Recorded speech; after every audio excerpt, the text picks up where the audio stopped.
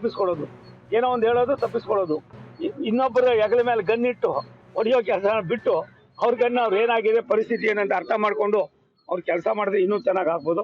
ಅದ್ರ ಒಂದು ಸನ್ಮಾನ್ಯ ನರೇಂದ್ರ ಮೋದಿಯವರು ಭಾರತದ ಪ್ರಧಾನಿಗಳು ಈ ರಾಷ್ಟ್ರಕ್ಕೆ, ಭವಿಷ್ಯದ ಭಾರತಕ್ಕೆ ಒಂದು ದೊಡ್ಡ ಸಂದೇಶವನ್ನು ಕೊಡ್ತಾ ಇದ್ದಾರೆ.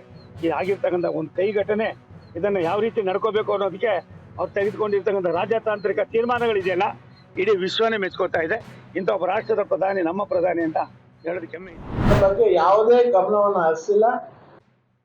ಕೊಲೆ ಮಾಡಿರುವಂಥದ್ದು, ಅವರ ಮರಣ ಹೋಮವನ್ನ ಮಾಡಿರುವಂಥದ್ದು, ಇದನ್ನ ಭಾರತೀಯ ಜನತಾ ಪಾರ್ಟಿಯ ಪ್ರತಿಯೊಬ್ಬ ಕಾರ್ಯಕರ್ತರು ಇದನ್ನ ತೀವ್ರವಾಗಿ ಖಂಡಿಸ್ತೇವೆ.